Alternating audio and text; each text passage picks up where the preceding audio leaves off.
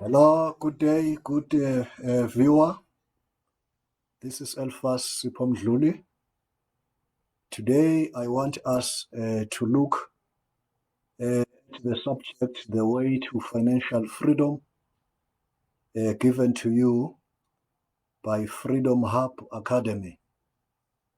Now, everyone wants to be financially free and independent, but I want to tell you today that that does not just happen. It needs a plan. One has to work on it intentionally. Maybe someone may say, it's too late for me to work on issues of financial freedom. But I want to say to you today, it is never too late to start on something that brings freedom. So there are some points I want to give to you, or what I can call steps to financial freedom and independence.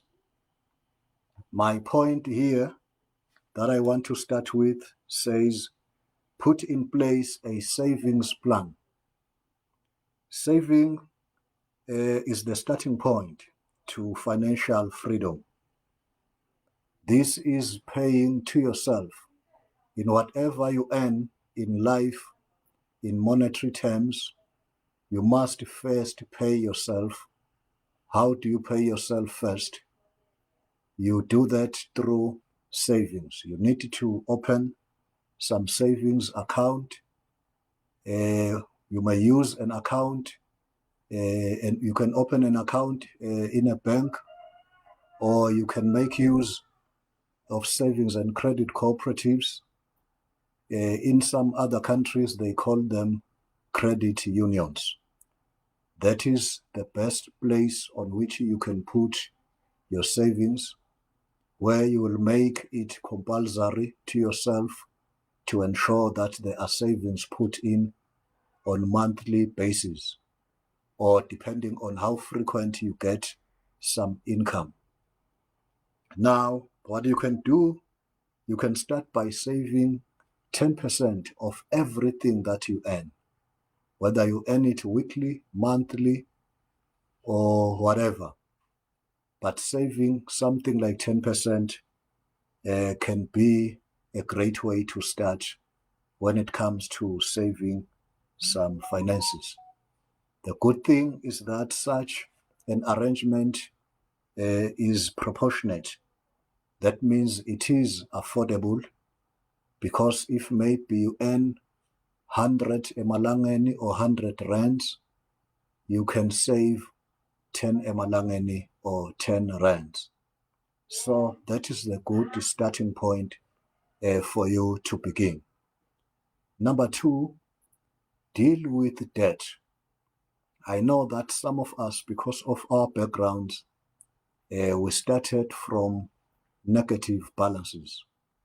That is when we started off in life using debt to finance whatever needs we had.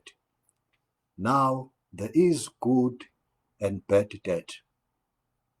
Debt that finance income generating activities is better than that one which you will use to buy some items that do not generate some income.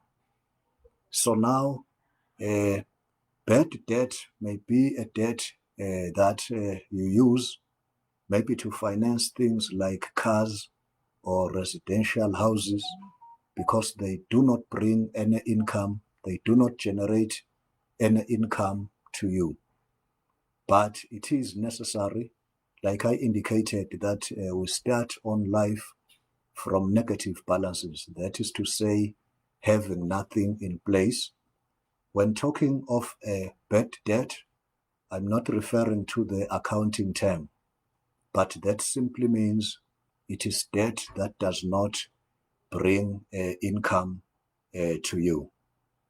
Now, so you need to pay your debts, put in place a plan, an automatic plan that will ensure that whatever debt you have ends up being paid or settled, so that you can be on a good footing when it comes to financial dependence and freedom. So that is the second step that you can follow. Now, number 3, which is my final point, is to use your savings to invest. Like I said, savings is a starting point.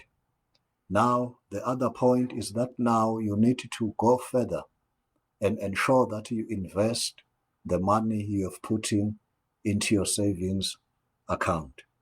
So the way you can invest such funds, it may be that you are starting a business, or maybe you are investing your money in certain funds that generate more income for you. So we are saying that way you can start increasing your finances or funds that are available to you. Please note that on the part of savings, that can help you in many ways. You can have funds to invest, and you may also have funds that will help you meet unexpected obligations, because some things do come up that you find that they take us back, avoiding or preventing us moving forward as far as financial freedom and independence is concerned. So now you can use the aspect of savings that is meant for investment. By so doing, you'll be on your way to financial freedom. And again, there are other ways of savings, which include like buying things that are cheaper, comparing prices when buying some things, or maybe having some, maybe a small garden in your own home where you can plant veggies to ensure that you keep on, you avoid buying all the time. You have some necessities in your house. But the savings I was referring to here mainly are those that include finances. So now these three steps I've just indicated, which in fact the whole subject is just an introduction today to the issues of financial freedom and independence. Now, this is a simple plan. If you can follow these 3 steps, at the end of the day, you will be on your way to financial freedom and independence.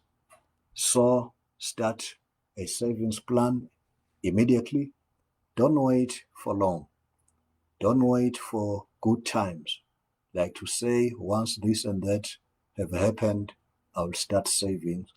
There will never be a favorable time for one to begin. So do not wait. Start right away. So I said you must start by saving 10% of all of your income. Now again, I said work on your debt. If you have some of those debts, start clearing them. If possible, start on an automatic debt repayment program to deal with bad debt. Then invest your funds on something that can give you a return or a better yield. Those 3 steps shall ensure that you are on your way to financial freedom and independence. Otherwise, thank you so much for listening.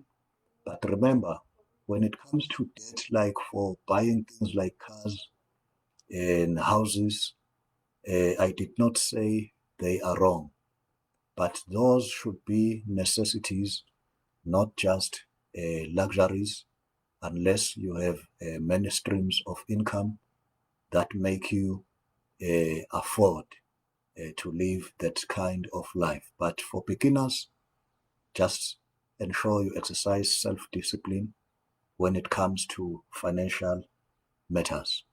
Otherwise, thank you so much. That was from Freedom Hub Academy. Thank you so much. God bless you. Thank you.